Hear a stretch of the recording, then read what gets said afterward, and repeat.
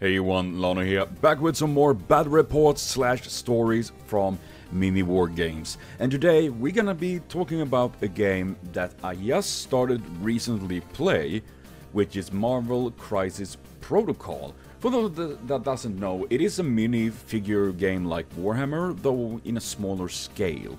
And of course, quite a bit different rules, and you're playing with Marvel characters. So far, I think it is a really fun game. I only played 3 games, and what I'm gonna talk about right now is the second game, where me and my opponent are playing. We are both the same amount of games, so it was our second game for us both.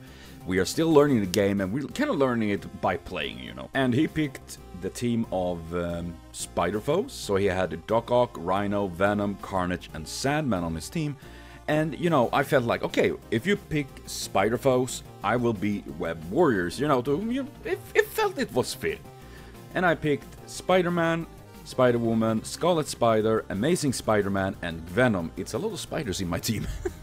And it's just a really fun game. It's very, very interesting. I just think it's super, super fun. And how you score and getting points in this game is kind of like, there's 2 different missions we get, like 1 extract and 1 secure. And in this game we got 1 mission that was 4 civilians is on the map. We place them out on the map, you pick them up, and then you need to use 6 power to send them away. Now the thing is, a character get power by getting hit or using certain abilities, and each turn and each champion get 1 power. Okay, you will need quite a lot of power to send those, civilians away to score 2 points. Meaning there is in total 8 points on the map, which is not much. Meaning if you're getting 6 points, you win. So that is kind of the game is. It's kind of low score point on this game, but it gets pretty intense, I tell you that. And unlike in Warhammer 40k, which I have been playing quite a lot, is that, you know, in Warhammer 40k, you do your turn. Like, 1 turn is all yours, and then it's the opponents doing their thing, and then that round is over. But in MCP, it's a little bit different, because 1 player getting the priority token depending on, you know, initiative roll, and then you're taking turns. Like, you activate 1 character and do certain things, and then the opponent do the other one, and then vice versa, you know, it's back and forth. So everyone get to do like their own things after each other, and it kind of like makes it a little bit more intense, because like, who do you activate first? Who do you move, and what do you do? Because suddenly this becomes much harder, but especially since we only have 5 characters each, making this also very like limited amount of, you know, characters to utilize. Like, you don't have a big blob, a big army of units. Like, no, you only have these 5 characters running around.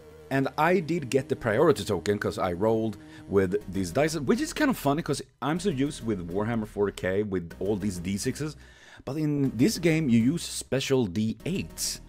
And depending on how many hits, crits, and wilds, as they're called, I mean, if you're wondering about it, maybe I should do a video talking more in depth about this, or if you check out yourself, maybe I will do that if anyone would be interested by that. But yes, so I managed to roll out of 5 dice, I got 3, my opponent Gorillan got 0. And we starting off, after we placed out our characters, so I start with my very first character, with Amazing Spider-Man, running in and picking up the first civilian. Because the civilians are kind of close to each to our sides, and the thing with the character is that you can use 2 actions, and 1 action is moving, it's attacking, stuff like that, or activating certain powers. And picking up a civilian doesn't count as an action, it counts as an interaction, but it costs 1 power point. So I do that, picking up that servant, and then Gorillan activates Venom, picking up the servant closest to him. And why do I say servant? I don't know why I say servant. I mean, maybe they are a civil servant or something like that, but a civilian. He picks up the civilian, so now we both have 1 each. And I suddenly realized, like, oh no, this is gonna be very tough for me, you know, because I don't have very, like, tough characters. While he has, like, Rhino, he has Venom, Sandman, Doc. They are really, like, tough characters. So I decided to risk a little bit, so I use Spider-Woman, both her actions, to make her rush, because she has a very big movement. So she rush over to the other side, right in front of Doc Ock, to grab that civilian. So now she sits there, isolated from my entire team, and more on his side with that civilian. But now at least I hold that civilian, so I can't do anything though. I only hold that civilian because, you know, I don't have 6 power points. And the thing is also, you can only carry 1 per character, so you can't just have 1 character picking up all civilians, you can only have 1. And he then activates Doc Ock, that attacks Spider-Woman and do 1 damage, I think. It was very low. He didn't roll well on that attack, sadly. And then I activate Spider-Man. Oh yeah, that he also did use one of these tactical cards. Tactical cards are like, you have 5 of them, and you can activate them under certain, you know, like a reaction or an action, or you spending power points from a character and stuff like that. And he had one that activated at the beginning of the game called Sinister Traps, where he pick an objective and put a trap on it. So if one of my characters goes close to that, I take damage. Which was that he rolled 5 dice, and for every success I took damage. And my Spider-Man rushed in there, it exploded and did 3 damage, which doesn't sound much, but when my character has 5 HP, yeah, you realize that it did more than half of my Spider-Man's HP, but he did pick up that civilian and rush back. So now I hold 3 of the civilians, and he holds 1. And then he moves up his characters and stuff like that, and not much else happens. And then we go over to the next turn, and I still hold the priority token, and I start off with my amazing Spider-Man, you know, trying to like punch Carnage that had come up to me, and did nothing, and I started trying to run away. That doesn't go super well though. But then he activates Doc Ock, and oh my god, I'm not joking when I tell you, he spent all his actions on attacking Spider-Woman and completely obliterated her. It was brutal. I was like, what? The damage he did was so insane, and I couldn't. I failed like all my saves, and he got so many hits in. And not only that, I also got like bleed and static and stuff like that. It was insane. And the thing is that when a character is knocked out, as you reach 0 HP, you get the dazed, because the character is not quotation mark dead yet. Because at the end of the turn, you flip the card to a wounded side, and then you're getting like back your HP, which is maybe less or stuff like that. And some characters actually change abilities depending if they are wounded or not. So she's still in the game, but dazed and can't do anything until next turn, when she is, you know, undazed and wounded. But this also means that she dropped the civilian. So now the civilian is free and just for grabs for Gorillan and his evil spider foes, you know? And I starting to getting a little bit worried, because how the heck am I supposed to get over there? Because Spider-Woman were so isolated and so out of place. So I decided to take a risk, because I had a little bit of a tactical card that could help. So I used Scarlet Spider. He was trying to fight Rhino, but Rhino did take 1 damage. Rhino has this fucking ability of thick hide, where like if he takes 2 damage, he reduces it by 1. So if you do 3 damage, he takes 2. So while it doesn't sound super strong, but when you manage to do low roll damage, it kind of reduces a lot. So he's just there being a big tanky boy. So I decided, okay, you know what, Scarlet Spider, you rush over to Spider-Woman, using my both actions, so he just barely reach, and activate this tactical card called Field Dressing. What that do is that it removes the dazed and restore 1 HP to an allied character. So meaning Spider-Woman is now not dazed anymore, you know? A high risk, because after I've done that, I wanted to activate Spider-Woman so I could, you know, now use all these massive points I got, because, you know, she was beaten up by Doc Ock. The problem is, of course, it's not my turn, because Gorillan activates Sandman that moves up with one of his constructs, one of his sandy things, and himself, and strike against Spider-Woman. Remember, she has one wound, and so he needs just to hit once. One little wound, and she's dead again. So my entire play would have been a waste. And he fails both his attacks. We were baffled. He did so much damage with Dark Arc, and then when Sandman came in there, and he failed to take her down. It was insane. We were so baffled because, like, what the fuck is going on? And then I activate Spider-Woman, rush over to pick up the civilian that she dropped, sending them away and shrug off the bleed. So she's still alive at the back line there, but I now know she sent away the civilian, scored 2 points for me, and I know Gorilla won't focus on her because she's a low priority target now. It's not worth to actually focus on her because she is really not doing much. But that play made me so happy because I was so happy that I actually managed to just barely make it through, and that it was so much luck in it that it's just insane that it went through, because one hit, just one single hit had been enough to take her out, and that entire play would have not worked. But that is how it works, you know. That is how I also like to play. I like to play with these high-risk games because either it can pay off very well or it just burns down, you know. And this time I was insanely lucky. Though of course the game was not over because that was just 2 out of 8 points. And Gorillan started to realize, like, oh shit, Venom is a very slow-moving character, and he's kind of like in the very far back, and he won't get any power points over there. So he started to move him up forward, and we started to kind of brawling a little bit. And then he activates Rhino that just rush over to Spider-Man, stampeding, goring, and just obliterate Spider-Man. That is just, well, getting dazed, dropping the civilian and everything. And I'm starting to get a little bit nervous here because, as you probably can guess from what I've told so far, most of my characters are kind of getting beaten up because he's managing in general really well with his attacks. It was just that Sandman, that moment, that failed. And seeing that my Spider-Man dropped that, I was like, god damn it. And then at the end of the turn, after we had moved the rest of our characters, the daze and everything vanished on Spider-Man, and I flipped the card over to the wounded side. And then, since I still have the priority token, I move Spider-Man.